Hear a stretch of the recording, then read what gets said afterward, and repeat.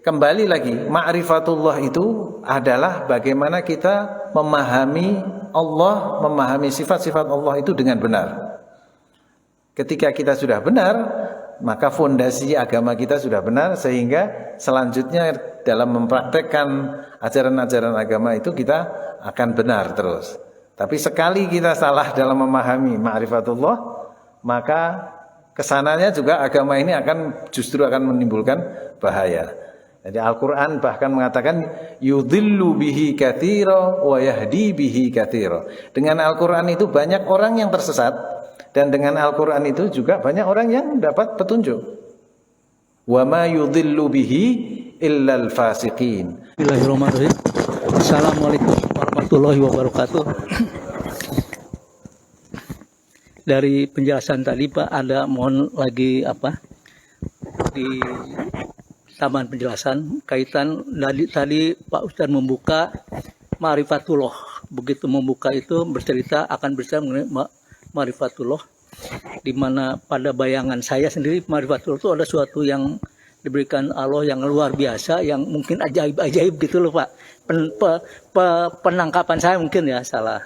Nah mohon nanti di ini lagi yang sebutnya ma'rifatullah itu seperti apa gitu ya, hingga nanti benang merah dari ma'rifatullah yang di jalan awal ke tiga penjelasan tadi itu nyambung gitu. Karena saya masih ada confused juga nih, ma'rifatullah kadang-kadang ada sesuatu yang luar biasa dimiliki seorang, ini katanya dapat ma'rifatullah. Nah jadi mohon kiranya dijelaskan lagi sebetulnya makna ma'rifatullah itu apa, dan kemudian benang merah dengan yang tiga hal tadi. Demikian, wassalamualaikum warahmatullahi wabarakatuh. Banyak istilah-istilah yang kemudian beredar di masyarakat, kemudian disalahpahami apa sebetulnya itu maknanya itu. Kan kalau yang sebenarnya ma'rifah itu berasal dari kata arafa ya'rifu. Arafa ya'rifu itu artinya mengenal atau mengetahui. Ada hadis misalkan man arafa nafsahu faqad arafa rabbah. Siapa yang mengenal dirinya, dia akan mengenal Tuhannya. Jadi ma'rifah itu adalah pengenalan atau pengetahuan tentang sesuatu. Terutama kalau ma'rifatullah ya berarti pengenalan atau pengetahuan tentang Allah Subhanahu wa taala. Di dalam salah satu khutbahnya Sayyidina Ali bin Abi Thalib mengatakan awwaluddini ma'rifatuh. Jadi awal agama itu adalah mengenal Allah Subhanahu wa taala. Kalau kita tidak mengenal Allah sebagaimana Allah Subhanahu wa taala menjelaskan tentang dirinya sendiri di dalam Al-Qur'an, maka kita akan salah dalam menyembah Allah Subhanahu wa taala. Makanya dasar-dasar agama itu adalah mengenal Allah Subhanahu wa taala. Kalau kita misalkan memahami Allah itu sebagai seperti raja yang berkuasa, memerintahkan sesuatu yang harus dituruti ya, oleh rakyatnya, oleh hambanya, oleh penduduknya, maka itu salah. Kita keliru bahwa kita menghamba, beribadah kepadanya itu seolah-olah seperti takut akan ancaman yang diberikan Allah kepada hamba, atau mengharapkan sesuatu imbalan dari apa yang kita lakukan. Tapi ketika kita mengenal bahwa Allah itu bukan seperti itu, Allah itu pencipta yang maha kasih sayang.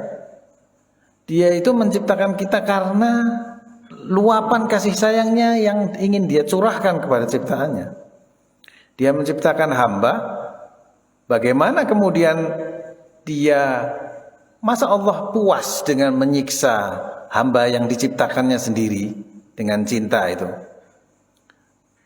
Dia kemudian menciptakan kita, melengkapi kita dengan organ-organ yang sangat kompleks yang tidak bisa kita pikirkan dengan akal bisa bekerja seperti itu tanpa ada sesuatu yang membuat. Bagaimana jantung bekerja, bagaimana enzim-enzim bekerja, ya, bagaimana metabolisme tubuh itu begitu rumitnya dalam ukuran-ukuran yang sangat kecil yang sulit sekali dibayangkan bisa diciptakan oleh orang tanpa campur tangan yang maha kuasa. Itu baru tubuh kita. Belum lagi kemudian yang di luar tubuh kita, alam semesta memberikan udara, segala sesuatu. Bagaimana zat yang menciptakan itu dengan penuh kasih sayang, dengan bagaimana kemudian dia mau memiliki kesenangan atau kepuasan dengan menyakiti atau menyiksa hambanya. Nah, kenapa kemudian di dalam Al-Quran ada ayat-ayat tentang neraka, tentang itu semua pengajaran dari Allah SWT bahwa itu semua adalah akibat dari perbuatan kita. Jadi ibadah yang kita lakukan itu adalah kebutuhan kita, pendidikan dari Allah SWT untuk mendidik kita supaya kita menjadi manusia yang sempurna. Bagaimana manusia sempurna itu? Manusia yang punya sifat-sifat kesempurnaan. Nah, sifat-sifat kesempurnaan itu apa? Ya seperti sifat yang dimiliki Allah SWT. Kita tidak mungkin bisa sempurna, tapi kita bisa mendekati kesempurnaan itu. Bisa meniru, bisa mencontoh kesempurnaan itu. Kita bisa berjalan menuju kepada kesempurnaan. Jadi ketika Allah SWT itu kita kenali dengan baik, oh Allah itu begini, tidak memberi kita bukan karena dia itu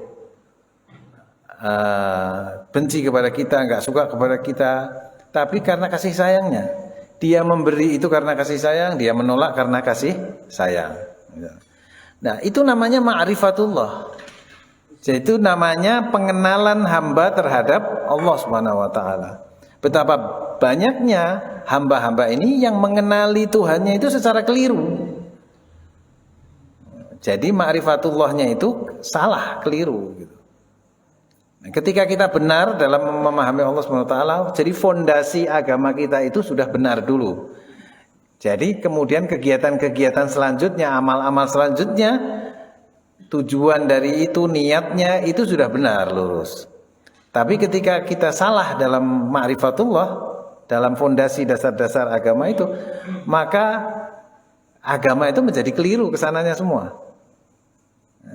Jadi bagaimana mungkin misalkan kita membahagiakan Allah, membuat Allah bahagia, ridho dengan memerangi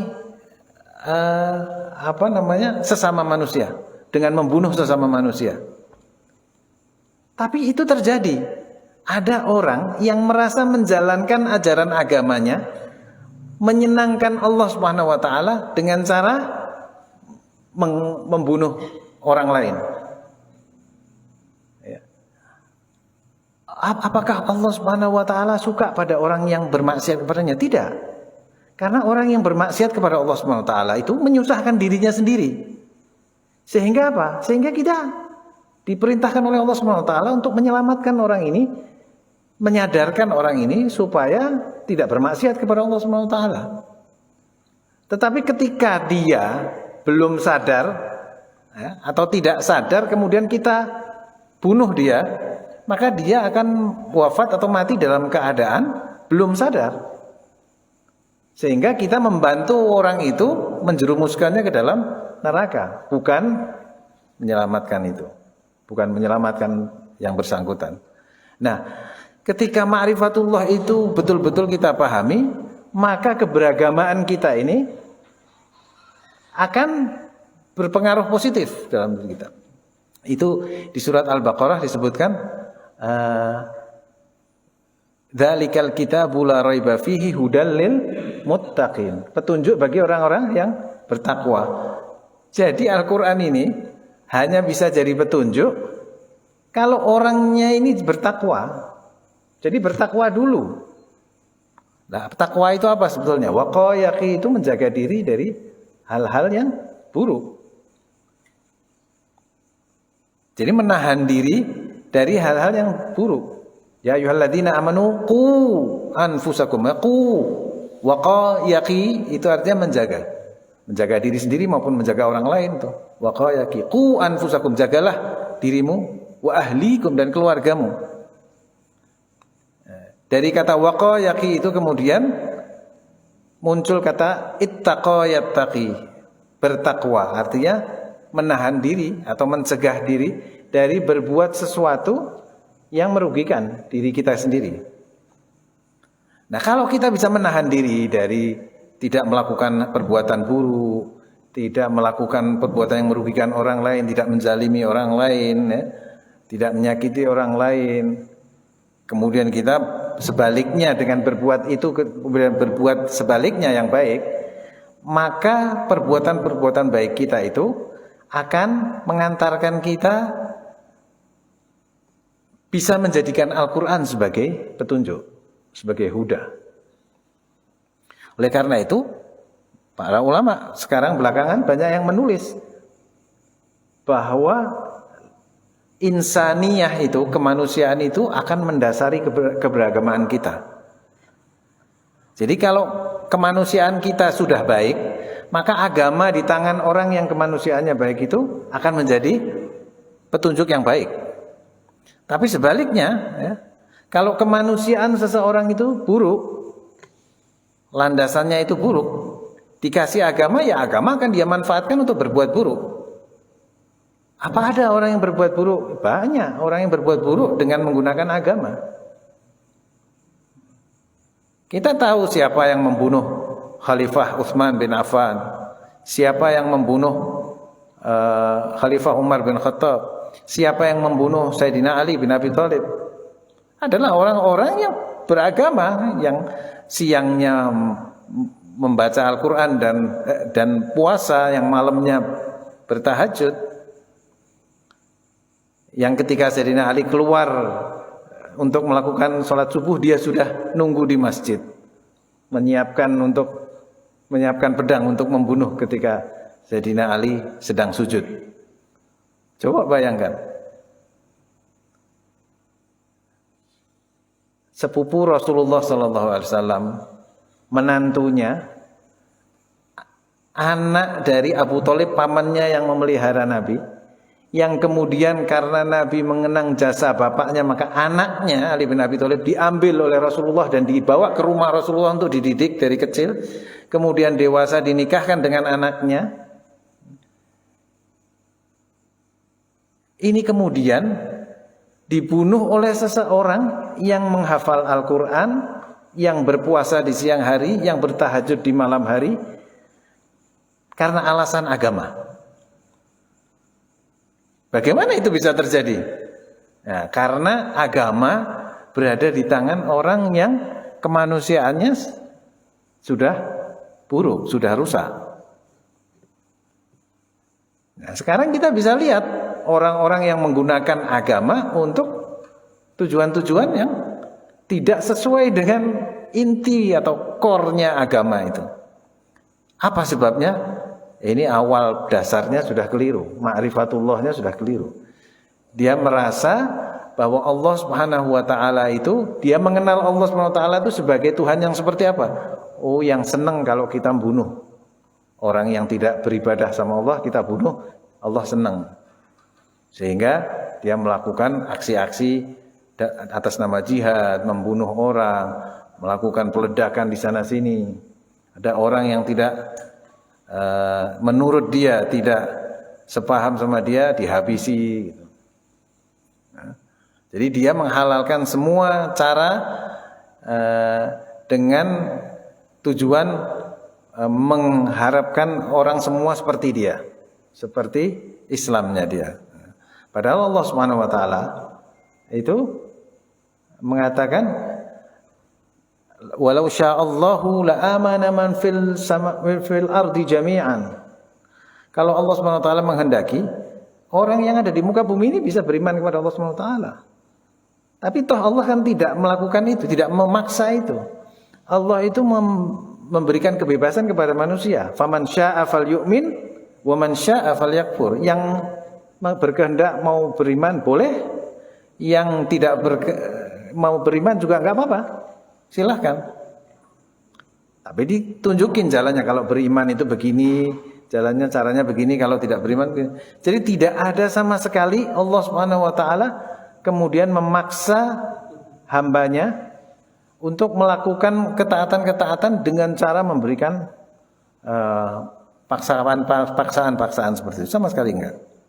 Nah, bagaimana kita mengenali Allah Subhanahu wa taala seperti itu, kemudian kita melakukan hal yang sama sekali tidak dilakukan oleh Allah Subhanahu wa taala. Kita memaksa orang lain. Ada misalkan satu orang ditanya, apakah betul bahwa Islam itu disebarkan dengan pedang? Betul. Kenapa kita harus takut mengatakan bahwa Islam disebarkan dengan pedang? Nah, kalau ada satu kaum, ada satu kekuasaan menyebarkan Islam dengan pedang, itu bukan berarti bahwa Islam memerintahkan menyebarkan agama dengan pedang. Itu keliru.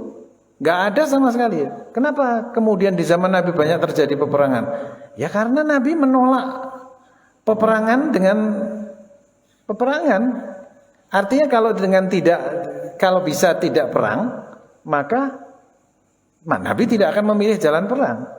Tapi ketika musuh datang membawa senjata menghadapi kita, mau menghabisi kita, bagaimana cara kita menghentikan apa yang dilakukan musuh itu? Ya kita harus membuat diri kita sepadan, punya kekuatan yang sama. Di mana-mana kalau kekuatan itu sama, maka lawan akan menahan diri. Wah, ini kalau saya serang kita bisa kena juga, berhenti dia, nggak nyerang. Tapi ketika kita ini lemah, ditekan sama itu katanya kan power tend to corrupt, absolute power corrupt absolutely, kan gitu.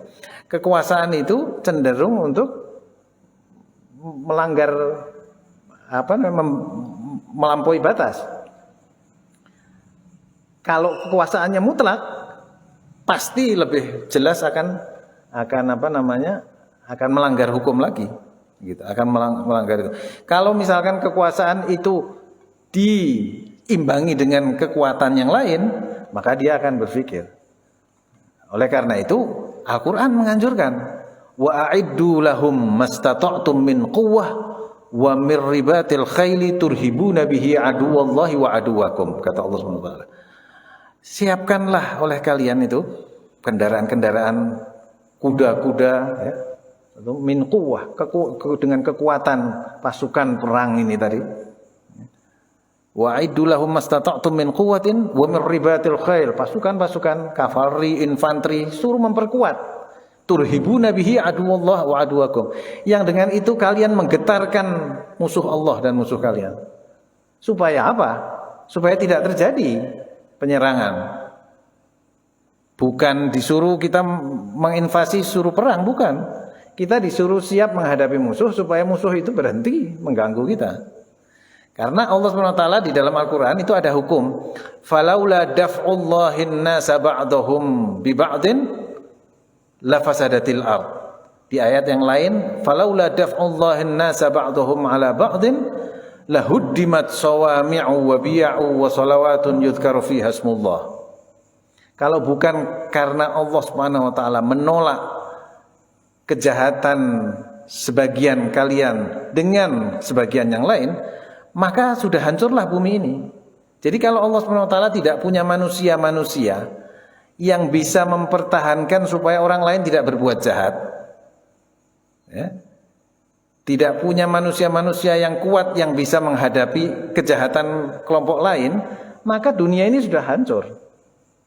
Tapi karena Allah Subhanahu wa taala punya hamba-hamba yang bisa menolak kejahatan sebagian hambanya yang lain dengan mereka itu, sehingga berhentilah kejahatan itu. Atau sebalik, ada ayat yang mengatakan, kalau Allah tidak menolak kejahatan sebagian kalian dengan sebagian yang lain, maka masjid-masjid, gereja-gereja, sinagog-sinagog dan tempat-tempat ibadah itu sudah hancur semua. Tapi karena Allah punya hamba-hamba yang selalu siap untuk membela, bukan membela agama Allah SWT, tapi membela kemanusiaan. Ya, siapapun yang akan berbuat zalim kepada orang lain, dia akan berhadapan dengan hamba-hamba Allah SWT yang akan mencegah perbuatan zalim itu. Nah, jadi kembali lagi, ma'rifatullah itu adalah bagaimana kita memahami Allah, memahami sifat-sifat Allah itu dengan benar. Ketika kita sudah benar, maka fondasi agama kita sudah benar, sehingga selanjutnya dalam mempraktekkan ajaran-ajaran agama itu kita akan benar terus. Tapi sekali kita salah dalam memahami ma'rifatullah, maka kesananya juga agama ini justru akan menimbulkan bahaya. Jadi Al-Quran bahkan mengatakan yudhillu bihi katsira wa yahdi bihi katsira. Dengan Al-Quran itu banyak orang yang tersesat, dan dengan Al-Quran itu juga banyak orang yang dapat petunjuk.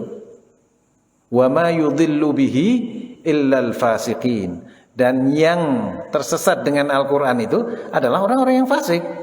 Ya, orang fasik itu orang yang berbuat keburukan, kejahatan. Jadi kalau kita punya niat buruk, kita punya hati yang jelek, punya maksud yang jelek, maka Al-Quran itu bisa kita pakai untuk berbuat kejahatan. Ayat-ayatnya bisa kita pakai untuk dalil membenarkan perbuatan jahat kita. Jadi justru akan menyesatkan kita. Saya kira itu, Pak. Jadi yang kita lakukan ini ma'rifatullah ya. Iya, ini